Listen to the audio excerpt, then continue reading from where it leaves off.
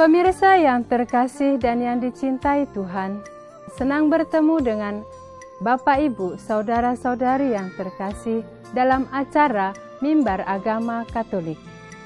Pemirsa yang terkasih, saat ini saya, Suster Sebastiana Sinambela KYM, berada di Panti Asuhan Pita Dulcedo Pematang Siantar, mengajak saudara-saudari untuk mendengarkan siraman rohani. Siraman rohani kali ini akan dibawakan oleh Suster Renelda Sinaga KYM yang bertemakan harapan dan sukacita. Namun sebelumnya, mari kita saksikan pujian dan lagu dari anak-anak Panti Pita Dulcedo Pematang Siantar.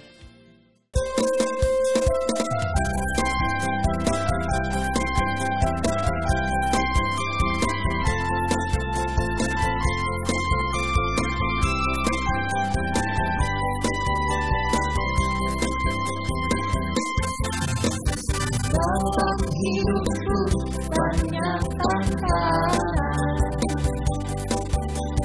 tantangan kecil dan tantangan besar. Besarlah juga pengharapanku. Pengharapanku hanyalah pada Yesus. Bukan teguh pada kebenaran. Kebenaran dalam kasih dalam Yesus Kristus. Haleluya, pujilah Tuhan. Haleluya, pujilah Tuhan. Aku mau bertumbuh di dalam Kristus.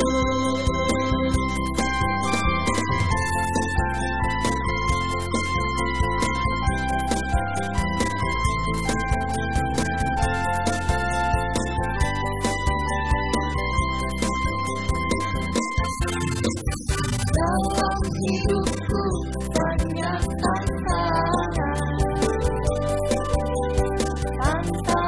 kecil dan tantangan besar. Besarlah juga pengharapanku. Pengharapanku hanyalah pada Yesus. Bukan teguh pada kebenaran. Kebenaran dalam kasih dalam Yesus Kristus. Haleluya, pujilah Tuhan. Haleluya, pujilah Tuhan. Aku mau bertumbuh di dalam Kristus. Bukan teguh pada kebenaran. Kebenaran dalam kasih dalam Yesus Kristus. Haleluya, pujilah Tuhan. Haleluya, pujilah Tuhan. Aku mau bertumbuh di dalam Kristus.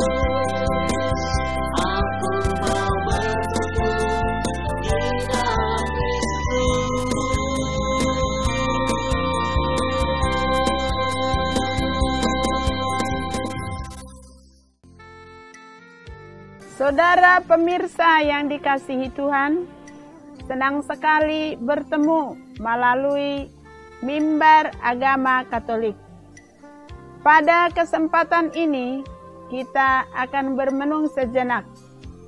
Saya, Suster Renelda Sinaga, dari Kongregasi KYM, akan membawakan tema singkat yang akan kita renungkan pada saat ini, yaitu harapan dan sukacita.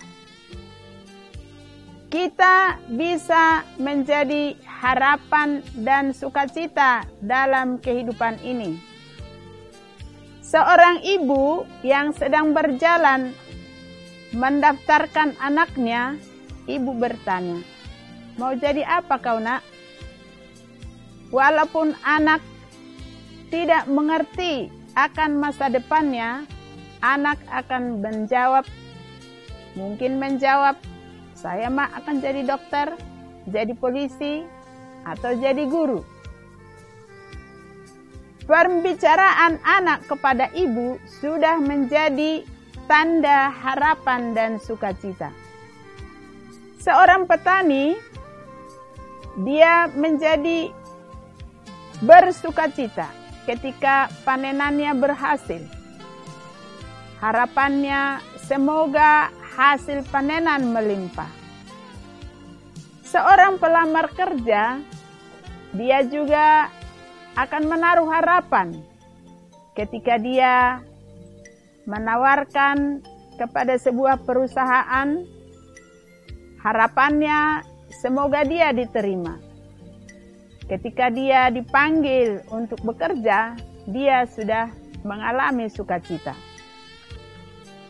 Setiap hari kita berpengharapan, semoga pekerjaan kita dapat baik, sukses. Saudara pemirsa yang dikasihi Tuhan, kapan kita menjadi tanda harapan dan sukacita? Banyak cara. Tuhan telah memberikan kepada kita roh yang baik, yang akan kita bagikan kepada setiap orang. Kejujuran menjadi kunci utama supaya kita dapat mengalami harapan dan sukacita. Hal ini dapat kita baca di dalam Matius 5 ayat 37 yang bunyinya sebagai berikut. Jika ya, hendaklah kamu katakan ya. Jika tidak, hendaklah kamu katakan tidak. Injil ini sangat singkat, tetapi padat maknanya. Hanya ya dan tidak. Lainnya tidak ada. Kejujuran menghasilkan harapan dan sukacita. Seorang guru mengajar dengan baik, menggunakan waktu dengan baik, murid akan berpengharapan dan sungguh bersukacita ketika dia mengerti pelajaran yang diajarkan oleh guru. Memberikan pengharapan dan sukses, itulah kunci yang akan kita pegang pada kesempatan ini.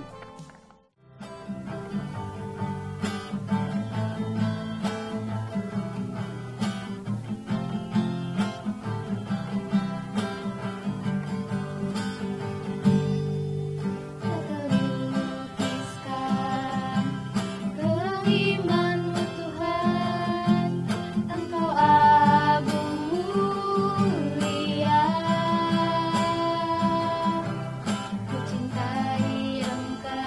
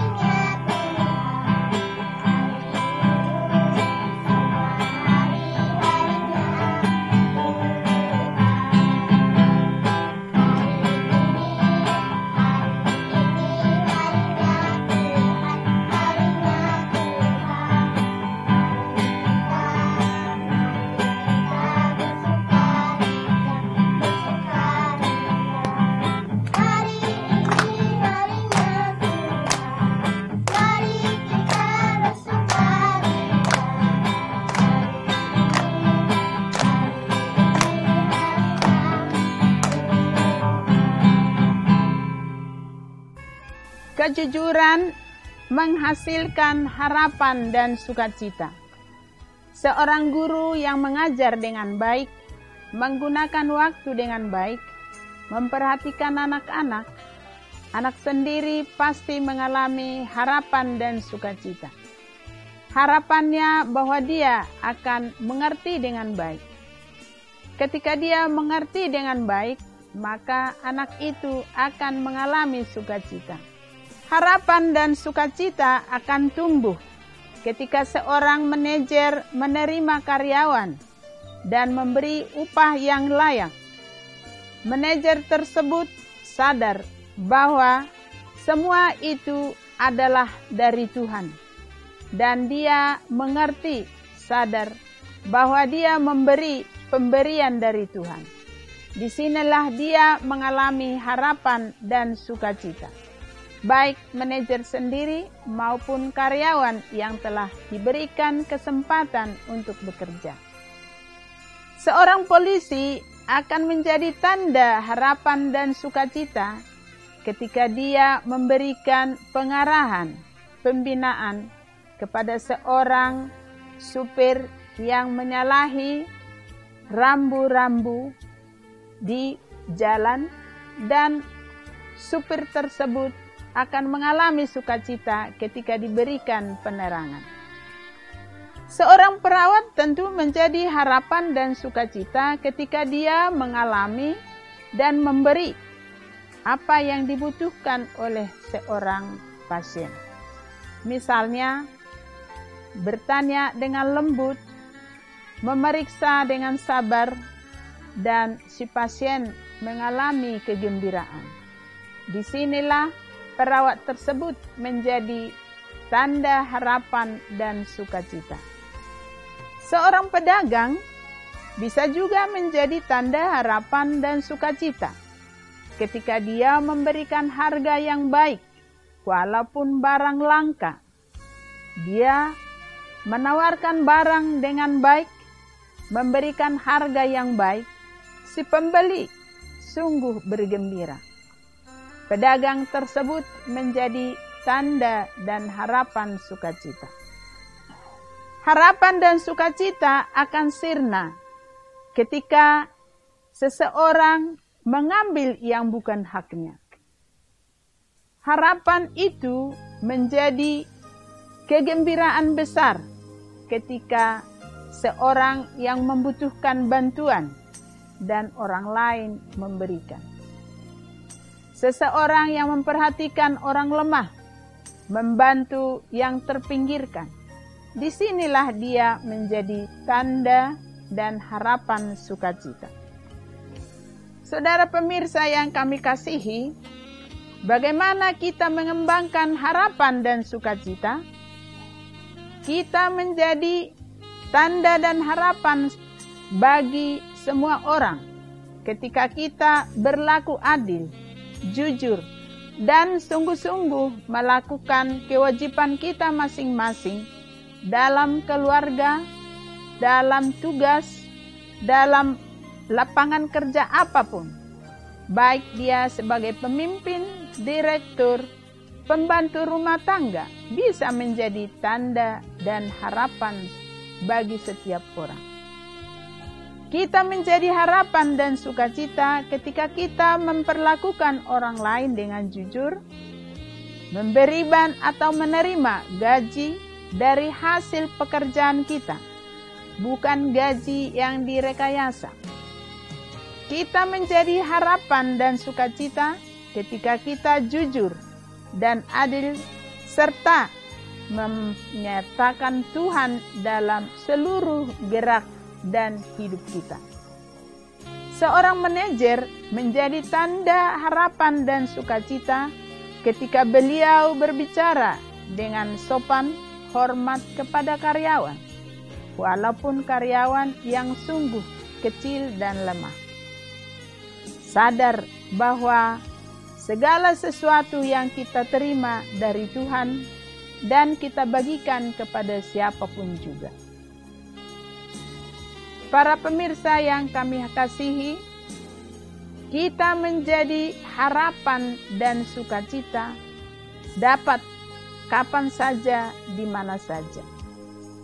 Kita menjadi tanda harapan dan sukacita ketika kita memberikan apa yang boleh kita beri dan menerima apa yang patut kita terima. Seorang kepala keluarga menjadi tanda dan harapan sukacita ketika dia sungguh-sungguh memperhatikan keluarga. Bukan hanya memperhatikan pekerjaan atau bukan berpikir-pikir yang lain-lain, tetapi sungguh-sungguh memberikan hati kepada keluarganya. Banyak hal yang bisa kita lakukan sehingga kita menjadi tanda dan harapan, menjadi tanda harapan yang mendatangkan sukacita. Menjadi tanda dan harapan sukacita, memberikan apa yang menjadi haknya, memberikan apa yang menjadi yang patut dia terima, menerima apa yang patut kita terima, dan bukan hasil dari yang direkayasa. Gaji yang patut, silakan memberi. Gaji yang patut, silakan menerima. Tetapi yang lain bukan hak kita. Menjadi tanda dan harapan, menjadi tanda sukacita, sangat mudah untuk kita lakukan.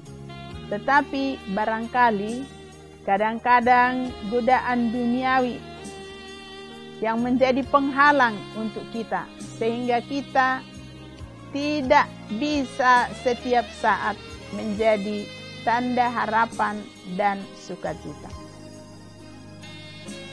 Pemirsa yang kami kasihi, renungan singkat ini adalah renungan bahasa yang sangat sederhana, tetapi mungkin untuk melaksanakan dengan setia, disitulah perjuangan kita. Karena godaan-godaan dari samping bisa membawa kita untuk menerima yang bukan hak kita, menerima yang bukan hasil pekerjaan kita. Di saat itulah kita tergoda, sehingga kita jauh dari harapan dan tanda sukacita. Tetapi kalau kita ingat apa yang menjadi hak kita, kita menjadi tanda dan harapan, kita menjadi harapan sukacita yang sebenarnya sudah ditentukan oleh Tuhan di dalam hati kita, bahwa kita boleh berbagi harapan dan sukacita dengan melakukan apa yang patut kita lakukan, apa yang baik yang kita lakukan, apa yang boleh kita terima dan apa yang tidak boleh kita terima. Saudara pemirsa yang kami kasihi, demikian permenungan singkat ini, semoga bermakna. Terima kasih, Tuhan memberkati.